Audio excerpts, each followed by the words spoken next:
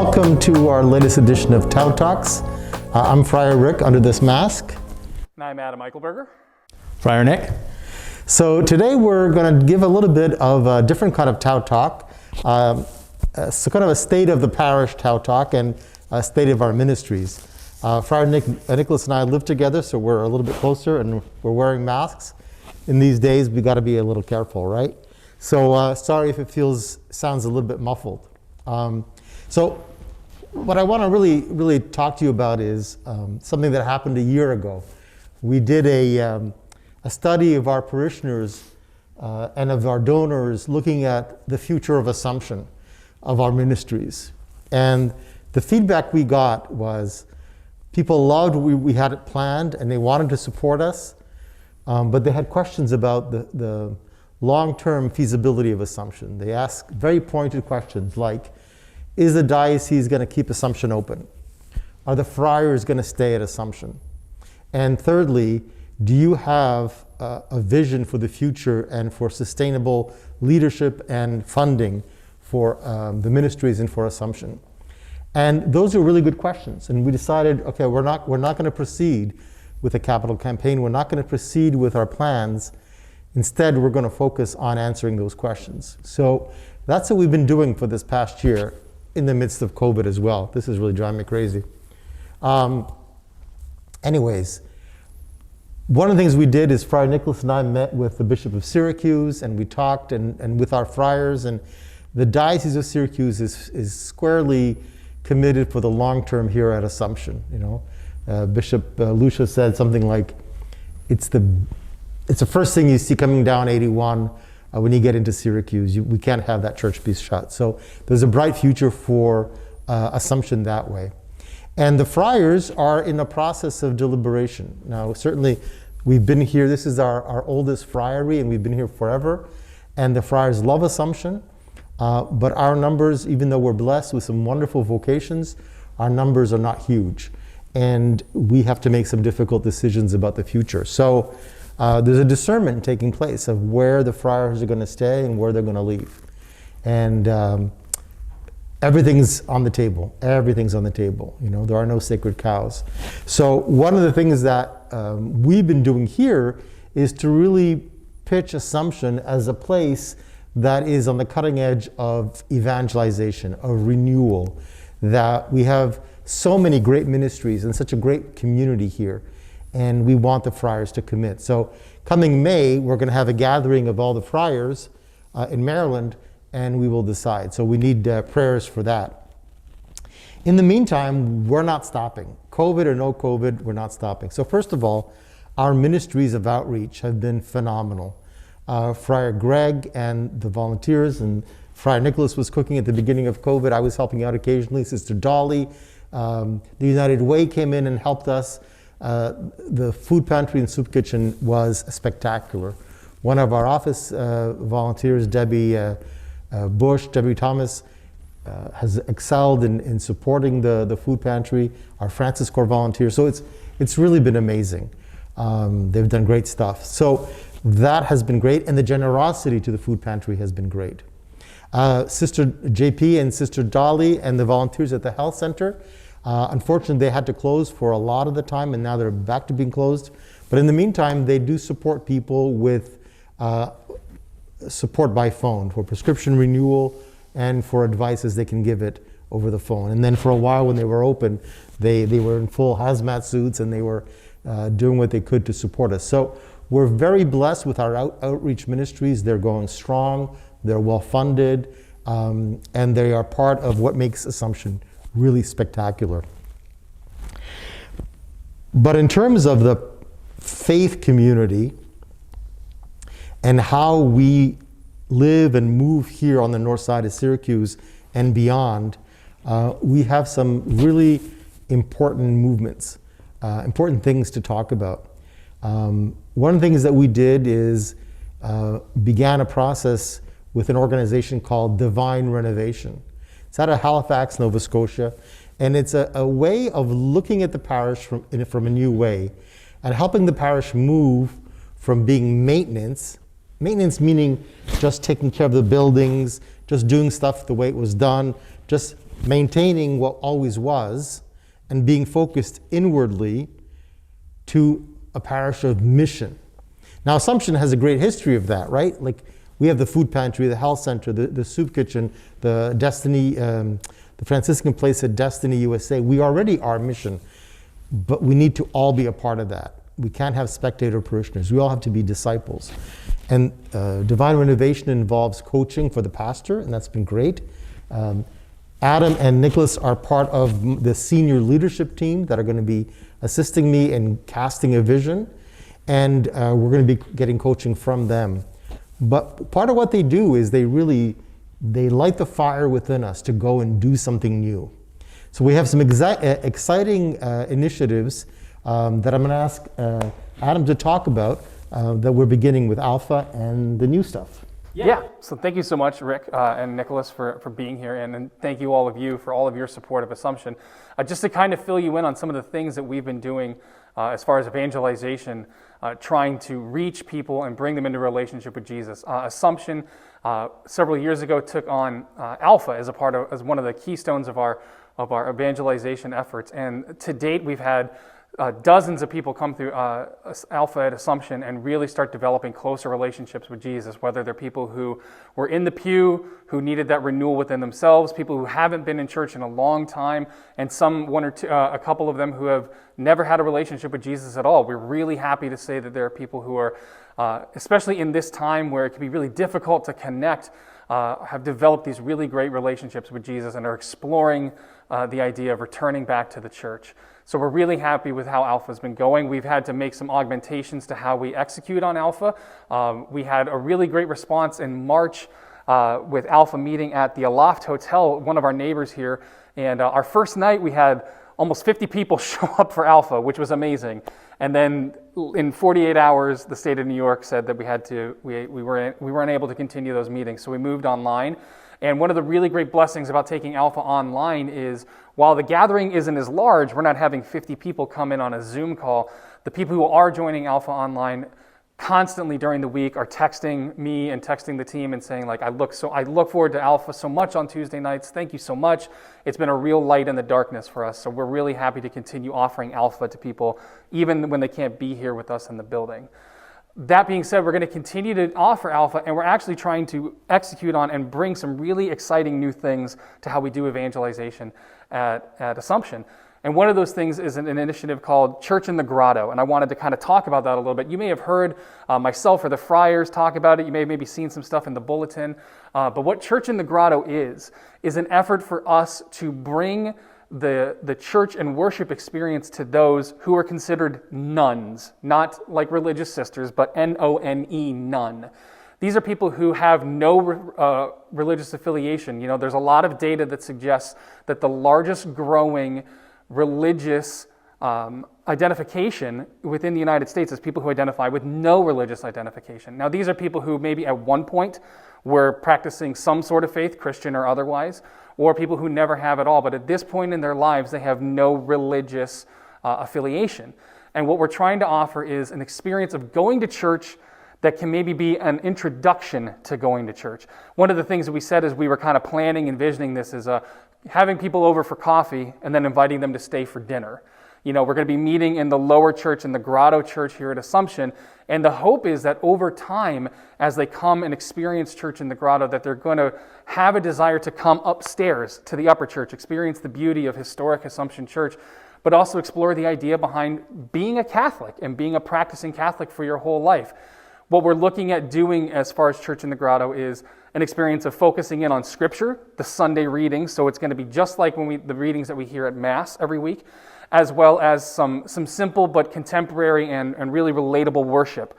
We're partnering with an amazing musician named Jeremy Boback, who we're going to hear a little bit more about later, and some other musicians here in the area to kind of bring people in using music, using the word, using preaching, and especially exemplifying the Franciscan spirituality of preaching the gospel, binding what is broken, healing the wounded, and bringing home the lost. That's really our focus with Church in the Grotto. So it's going to be a weekly gathering on Sundays, and it's going to be a chance for people to come together, have a cup of coffee, hear some great worship, sing together, and hear the gospel and pray. And that's really, we're just kind of simplifying it down. So that's kind of Church in the Grotto in a nutshell. We're working towards that right now, and we're really excited to start bringing that to Assumption in 2021. And the great thing about Church in the Grotto will also be is certainly the friars will be present and be part of it, but it'll be primarily led by Adam and other people who will be invited. So it's going to be mostly a lay-led initiative. And the idea is we, again, as Adam said, we create pathways for people. Now, not everybody's going to follow that. And we can't tell the Holy Spirit how to work. But if people are moved, there'll be a clear pathway for, like, come to Alpha, come participate in some of our ministries. Eventually, we can talk to people one-on-one and see what's going on in their lives and invite them to catechesis or to the RCIA and to become Catholic. Piano, nice and slowly. But the idea is to create, as we said, an informal, casual experience that looks a little bit different than what we do upstairs, but that is perhaps a little bit more accessible to the average person who doesn't have a lot of religious background. One of the things Adam said was, the largest growing religious affiliation is the nuns, N-O-N-E-S. And of the nuns, the greatest growth is in ex-Catholics. So we have to go get our people. Right. And so one of the other things that we're going to be doing, we're going to be utilizing the grotto a lot for some of this. And one of the things that we're doing is a monthly, what we're calling Thrive Nights. We're partnering with Thrive Worship and Thrive Ministries, led by Jeremy Boback. Jeremy Boback is an extremely accomplished and talented musician and worship leader here in the Diocese of Syracuse, and he helped pilot this Thrive program at parishes all over our diocese. And we're really happy to say that we're partnering with him and the musicians of Thrive Worship to bring a monthly worship experience to the Grotto Church. So every month, we're going to be meeting once a month for a night of big worship, big sound, and an encouraging message, and a challenge to motivate and excite people to get it re-involved and reinvigorated in their faith, reinvigorated and re-involved in their parish community, and then to go back out, to really live out, again, that Franciscan spirituality of we're here and then we go out, that we're not just stuck inside of the four walls of our building. So once a month, we're going to be gathering together and thriving together with Thrive Worship, and this is open to everybody. And all these things that we're talking about, we want you involved. We want you to invite friends, family, coworkers, the mailman, whoever. And it's not something that we have to just say like, oh yeah, let's give them a card or let's tell them what's going on. Bring them with you. Come to Thrive and worship together. Come bring a friend to Church in the Grotto and have coffee and stay and worship together and hear the Word of God and hear some preaching. And we're just excited for these kind of things to happen. And we're really, really super excited. And we're hoping that you guys get to meet Jeremy soon in 2020. Thank you. So that part of the evangelization is new, the Church in the Grotto, Thrive Night, developing Alpha further. But we've also had a long-lasting ministry of evangelization and pastoral care at the Franciscan place, our chapel in the mall. We've had a shop there as well to help fund the ministry. Friar Nader was the director for a while, then Terry Condon was the director, and unfortunately she had to go and take care of her parents. Friar Nicholas, who was doing pastoral care there with me at the Franciscan place, ended up taking over the whole thing. And this led to us having a reflection on what exactly are we doing there? And why do we have a shop, right? Are we trying to be all things to all people? We're selling so many things. Is our focus on the shop or on the ministry of presence, sacramental ministry, and evangelization? And then you throw in, just to make it interesting, COVID and all that. So, Nick, do you want to tell us a bit about how the TFP has transitioned and what you're trying to do there? Sure. Well, during COVID, we were closed for almost 5.5, 6 months, which gave us an awful lot of time to really, I think, reflect on what our presence should be at Destiny USA, because we've had the store there, and the store is kind of in the front, and then in the back we have the chapel. And for 20 years, we've had this kind of setup, but the number of people who still have never even been there is remarkable. The number of people who come through that this is their first time either running into the store, coming into the store, knowing there was a chapel. And some of them, though they may not be our parishioners every Sunday, do have connections to Assumption. So a lot of people in the diocese here still don't know that it exists. One of the things you kind of referenced, though, was that tension between a retail store and a chapel. And I think the complicated answer is that it's both at the same time. It's a chapel that's open to everyone that comes through Destiny USA. So in that respect, we see people really from the 4 or 5 dioceses in the upper part of the northern New York. And then travelers coming through from different cities, coming to the university, and they end up at the mall. So we see people from all over the place. And I think it's both. The ministry there is so unique because it does balance the sacramental ministry with retail ministry, if you will. In the chapel, we gather for Mass usually 4 days a week, Monday through Thursday. Confessions are heard almost every day with the exception of Friday and Sunday. And we are that sacramental presence for our diocese. But I don't always think that's where the ministry starts.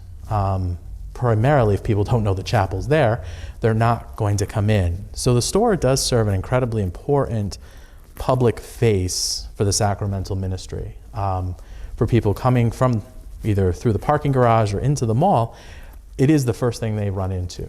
And that does give even the retail component of our work there a ministerial quality to it, that it brings people into something a little bit different. Over the last few months, we've tried to kind of change the product line that we were offering to be a little bit more contemporary with what people are looking for. In the Syracuse area, we don't have a plethora of spiritually inspired gift shops anymore. We don't have a lot of places where you can go and buy quality religious items and objects.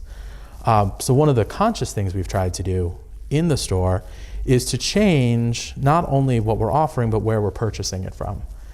We spent an awful lot of time making connections with various monasteries, abbeys, and other religious communities to get products that they themselves make, so that we're selling products made by the Carmelite nuns in Rochester, the Trappist monks at St. Joseph's Abbey in Massachusetts, the monks at Weston Priory, all of these monasteries that rely on the work of their own hands for their own continuation.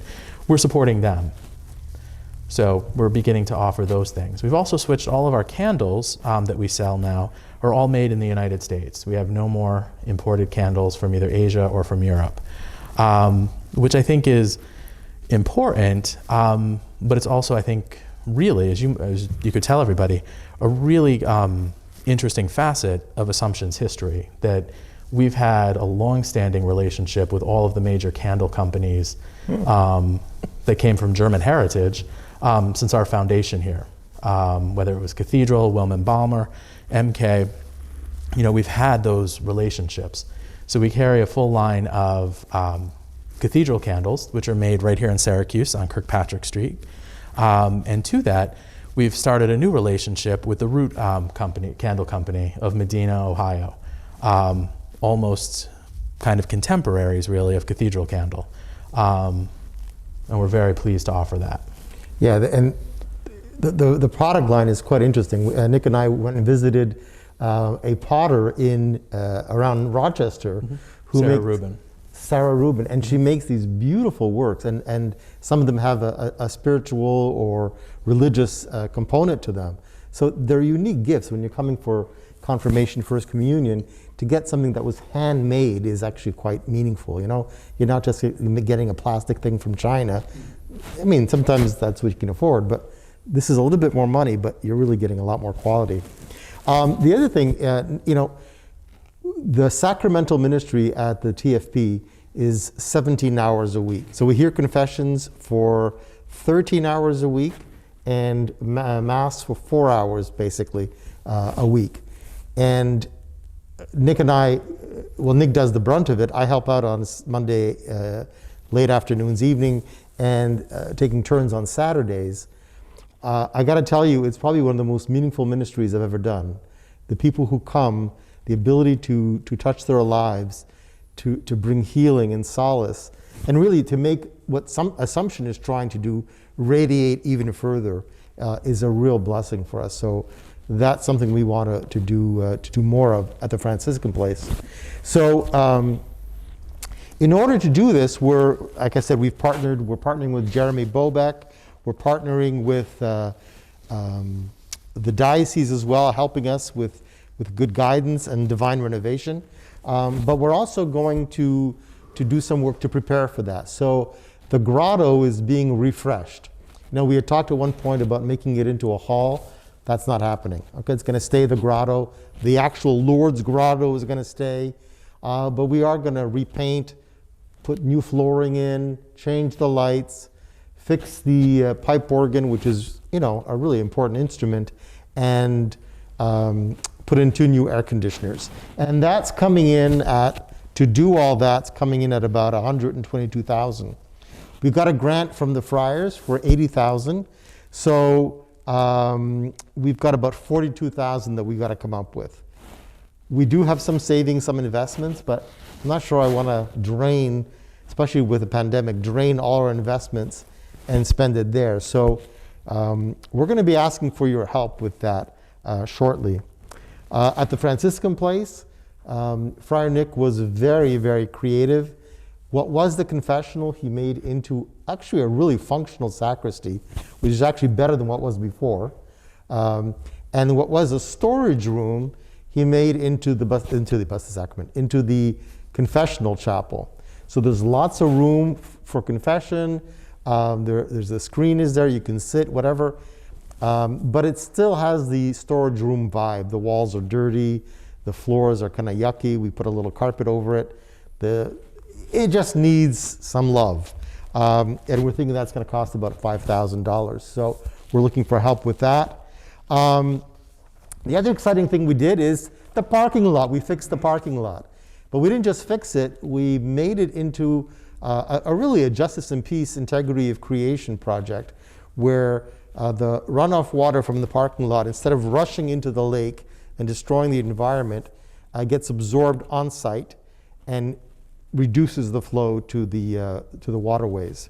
And a lot of the roof water from the church is now going onto the front lawn of the friary, where we have rain gardens. Now, most of that was covered by the county, Onondaga County, but other stuff like planting trees, fixing the sidewalks, putting up fences, was not covered. So we're in need of about $28,000 to finish that project. So we do have some needs that we are going to be asking you to help with. And so this week, at some point, you should be receiving the December newsletter from Assumption. And in it, you'll hear all about these projects and how you can help. The final thing that I want to talk about is the many ways we're going to be asking you to really become involved as disciples and participate in Alpha Church in the Grotto, even boosting what we do at Assumption, volunteering at the Franciscan place. But many of you perhaps don't feel you can do that. An essential part of the renewal of the parish is going to be prayer. None of it will work if we don't have prayer. And so Divine Renovation has put together this meditations on the rosary for parish renewal. So one of the things you can do, and it's in big print, so everybody can read it, is to pray the rosary. You don't have to pray the rosary. It's one thing. But if you like the rosary, to pray the rosary for the renewal of Assumption Parish, for us to grow and to reach all the people around us who are looking for meaning and purpose in their lives, right? You know them. They're our families, our neighbors, people we love who maybe feel estranged from the church. We need to pray for them and to help them discover Christ in a new way. And you have an important role to play. It will not work without your prayer, guarantee. So that's kind of what we're doing. Anything else you want to add or talk about? No, this is just an exciting time. One of the things that, as Rick and Nicholas and I have been working and praying about this is, I think that there was kind of this tendency, especially in the early months of this COVID pandemic, to see all the negative and to see the things to be discouraged about. But as we've kind of talked and prayed with leaders in other churches and other communities, we've heard stories of hope and growth even in this time of struggle. And I think that Assumption is a place where growth can occur, where renewal can occur even in a difficult time. God, it says in the scripture that God gives us beauty for our ashes. And I don't think that Assumption is in ashes by any means, but I'm saying that he can take all things and work them together for his good. So this is that season where, through prayer, through our generosity, through our commitment to reaching others, I think we can see real and lasting growth here in Assumption. I'm just excited for it. I'm too. Well, listen, we better let you go because Friar Nicholas has to go make dinner for the friars. What is it? What are you making? Meat ravioli. Meat ravioli, and Friar Jerry is giving us some, teaching us about red wine. It's going to be a fun evening. It's a celibate Saturday night. What do you want? We're making the best celibate Saturday night during COVID. What do you want? Listen, please be safe. Enjoy your week, and if we don't talk to you before then, please have a very Merry Christmas, despite some of the people who'll be missing. And we wish you a very happy and healthy 2021. It can't come fast enough. All right. Good night, everyone. Good night.